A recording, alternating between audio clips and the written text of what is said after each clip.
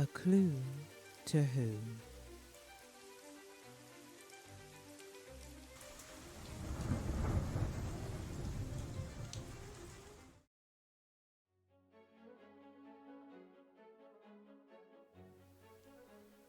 Has there been any noticeable changes to her usual nature? The detective inquired. Not really. Well, she's been a bit short-tempered more recently, but nothing drastic. What do you think is behind this change in temperament? Carter asked. She's been feeling slightly ill lately. That's all.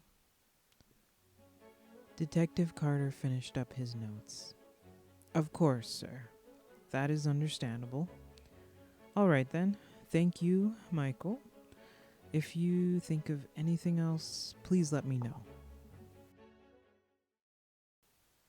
Later, Michael let Charlotte know she was next. After Michael stepped away to get her another glass of water, James caught Charlotte hurriedly slipping something into her pocket. It appeared to be a letter. Their eyes met for a brief moment, and James saw fear flicker across her face before she quickly looked away.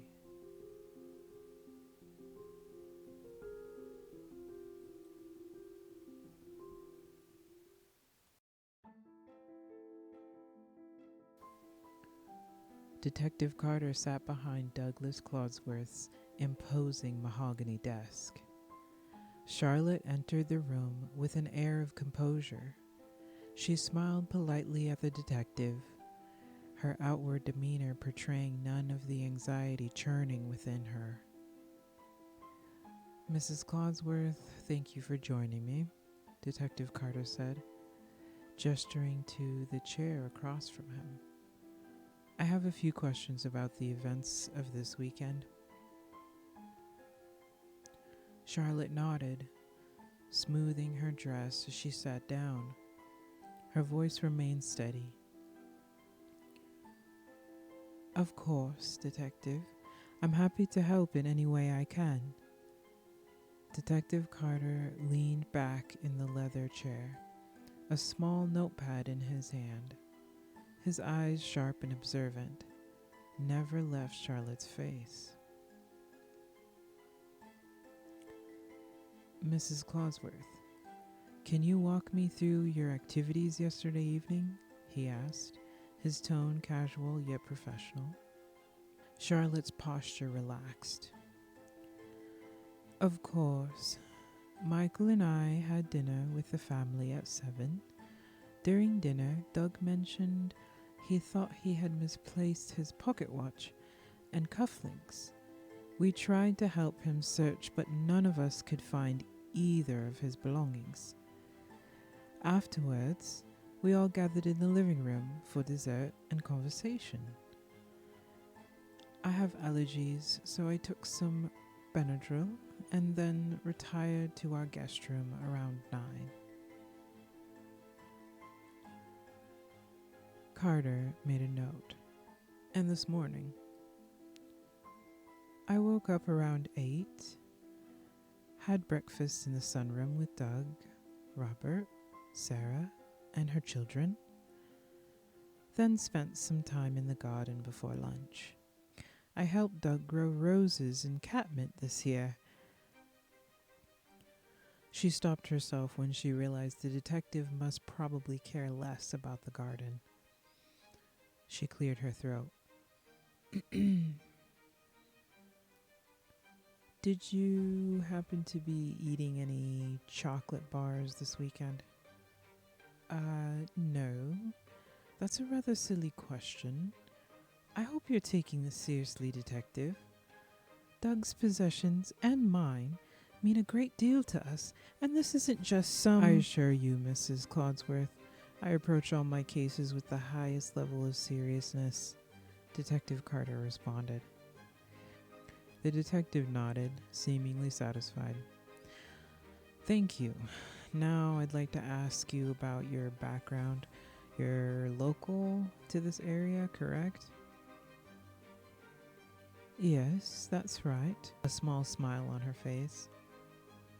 I was born in London, but grew up not far from here. I had the long-awaited opportunity to go to university back in London. That's where Michael and I met, actually. Carter's pen paused over his notepad. Tell me about your family, Mrs. Clodsworth, your parents, for instance. Charlotte's smile flattened for a moment, almost imperceptibly. She shifted in her chair. My mother lives alone in a cottage on the outskirts of town. Me and Michael do everything we can to take care of her. I see, Carter said, his tone neutral. And your father, what's his name? Charlotte swallowed hard, her composure wavering. Wyatt, she said, her voice barely above a whisper.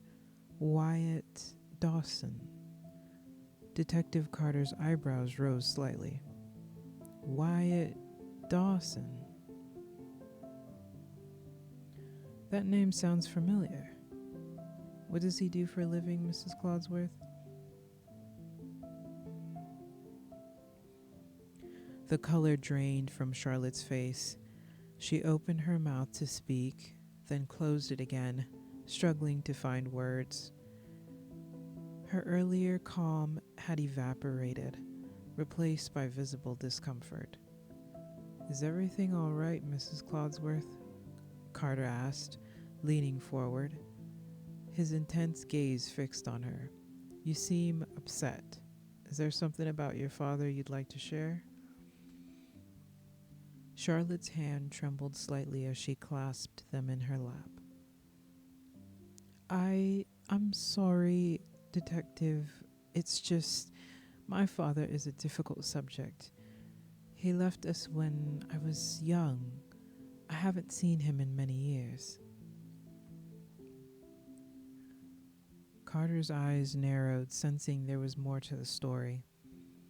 I understand family matters can be sensitive, Mrs. Clodsworth, but if there's anything about your father that might be relevant to our investigation, I need to know. Charlotte took a deep breath, her eyes fixed on a point just over Detective Carter's shoulder. When she spoke, her voice was low and strained. My father, he had a severe gambling problem. For years, he was in and out of our lives. He disappeared for months, then showed up full of promises and apologies. My mother always took him back, hoping he would change. She paused, her fingers twisting the fabric of her dress. The last time I saw him was about 7 years ago.